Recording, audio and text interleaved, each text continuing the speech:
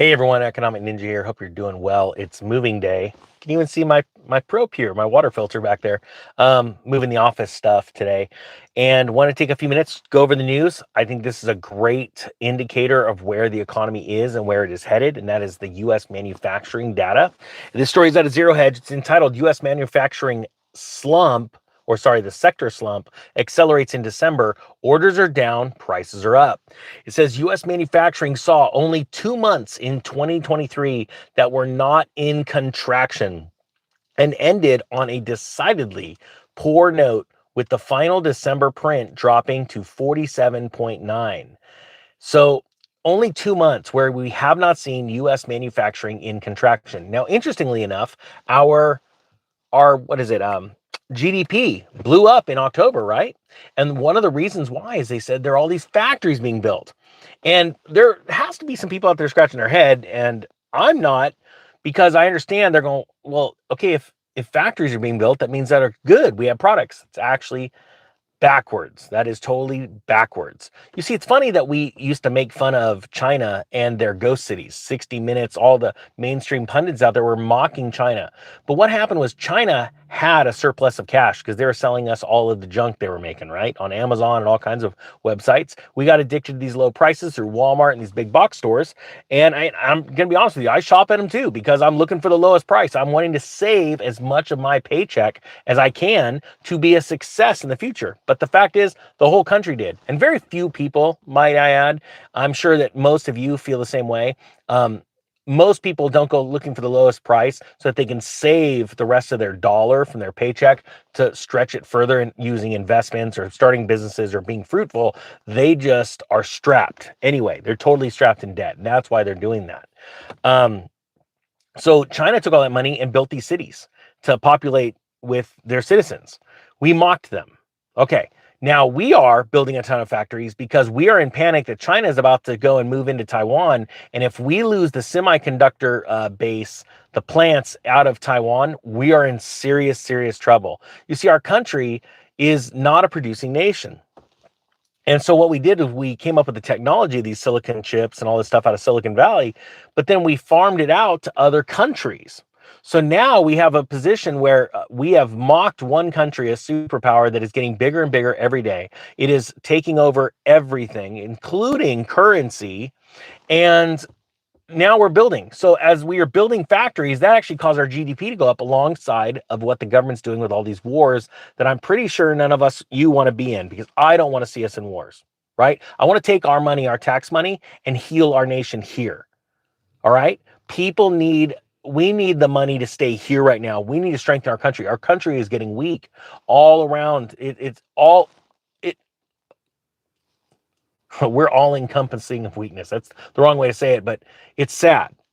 So right now we see U.S. manufacturing data, only 2 months out of the entire year of 2023, we're not in contraction. People are losing their jobs left and right. People have less pay. This is not a joke. There's companies out there striking. There's people striking, and yep, they win. Okay, you get more money. Cool. Now 1,000 of you are fired. That's the reality. So it says here, going into this data, it says across the board, it was ugly with renewed contraction in output as orders fall at a sharper pace because people are ordering less goods because they don't have the money, which means it's going to be harder for companies to keep going forward on an ongoing basis.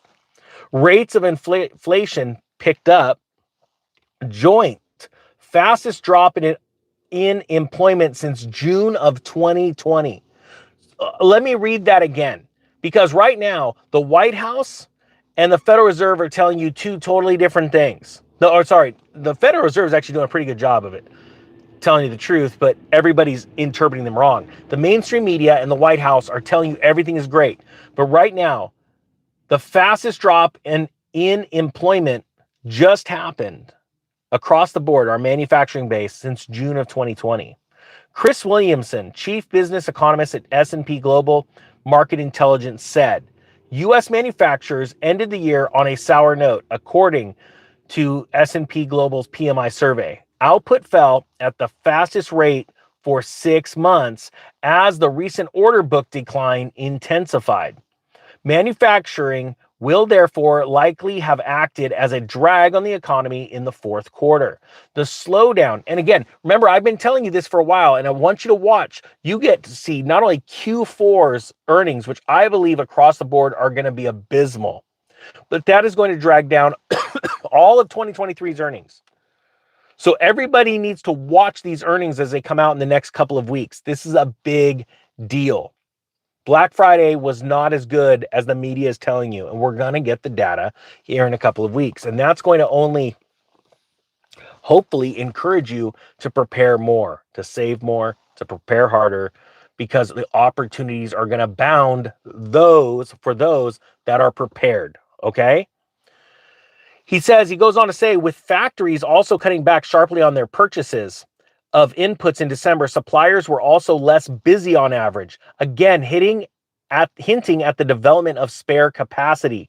While there was some uplift in the rate of both raw material and factory gate selling price inflation, firms' cost notably continued to rise at a pace below the survey's long-run average, to hint at historically subdued industrial price pressures. Look, if there's anybody in the industry, in any industry right now, that are seeing price pressuring, a buildup of inventory, and you can share this with me, I want to be able to share it. I'll keep your identity hidden. I want to share the truth behind the scenes.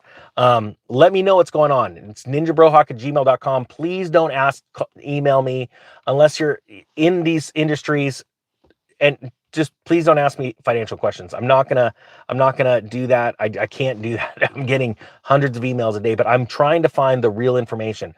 Are your inventories stacking up? Are people purchasing less? I want to know what's going on behind the scenes so that we can continue to warn Americans to prepare. This isn't supposed to be doom and gloom. It's supposed to be, here's the truth, here are the facts. Now go do something about it. Be men and women of action. They close in this and saying, this is what he says in closing: given current order book trends, the overall picture from the survey is one of supply exceeding demand for many goods, which points to downside risk to production, employment, and prices as we head into 2024. Potential supply chain disruptions need to be monitored, however, notably in terms of shipping, as the survey has clearly demonstrated in the past how supply tensions quickly feed through to higher prices. It's going to get worse. More people will lose jobs. Prices are going to keep going up. The Fed has not quelled inflation. Do not follow the narrative. Do not fall for the trap of them lowering rates for just a little bit. It's going to whipsaw. Hope you had a great day. Economic Ninja is out.